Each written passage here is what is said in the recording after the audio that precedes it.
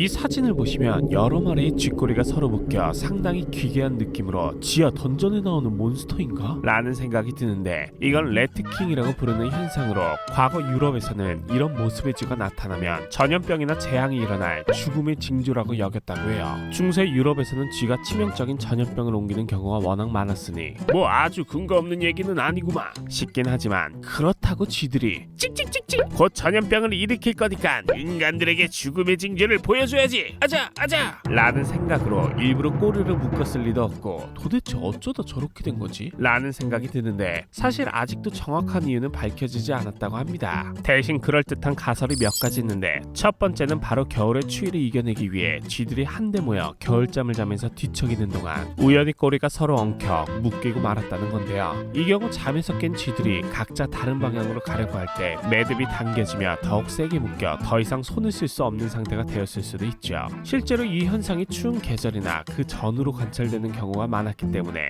이 가설도 꽤 그럴싸하지만, 어떤 사람은 거 다들 주머니 속에 하나씩은 갖고 있는 쥐꼬리 한 번쯤 잡아본 적 없나?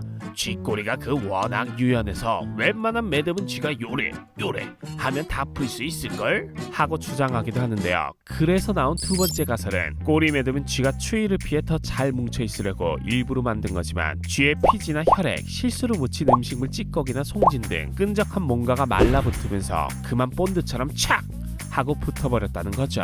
실제로 털이 없는 쥐의 꼬리에서는 피부를 보호하기 위해 많은 양의 피지가 나오는 데다가, 쥐들은 더러운 공간을 바쁘게 돌아다니니 끈적한 뭔가를 꼬리에 묻히기도 쉬울 것 같아 이것도 꽤 설득력 있는 것 같은데, 문제는 쥐들의 생존 본능이 워낙 강하다 보니 묶인 꼬리 때문에 제대로 돌아다니지 못해 굶어 죽기 직전이라면 날카로운 앞니로 꼬리의 일부를 끊어서라도 빠져나오지 않았을까 하는 의문도 든다는 건데요. 그래서 또 다른 가설은, 쥐가 원래 엉킨 꼬리를 스스로 풀 수 있는 건 맞는데 마치 매듭을 풀기 전에 사람에게 발견됐거나 엉킨 상태에서 사고로 급작스럽게 죽은 모습이 발견된 건 아닐까 추측하는데, 아무튼 이 레트킹이 상당히 드물게 관찰되는 현상이긴 하지만 몇몇 표본은 박물관에서도 볼 수 있다고 하는데, 박물관에 보관된 표본의 대부분은 진짜가 맞는지 의심을 받고 있다고 해요. 실제로 가장 많은 32마리의 쥐가 얽혀있어 기네스북에도 언급된 레트킹은 1828년 5월 독일에서 밀러 스타인브룩이라는 사람이 방앗간 굴뚝을 청소하다가 발견된 것인데, 밀러 스타인브룩이 도대체 어떤 사람이고 정확히 어떤 상황에서 그걸 발견한 것인지에 대해서는 전혀 알려진 바가 없어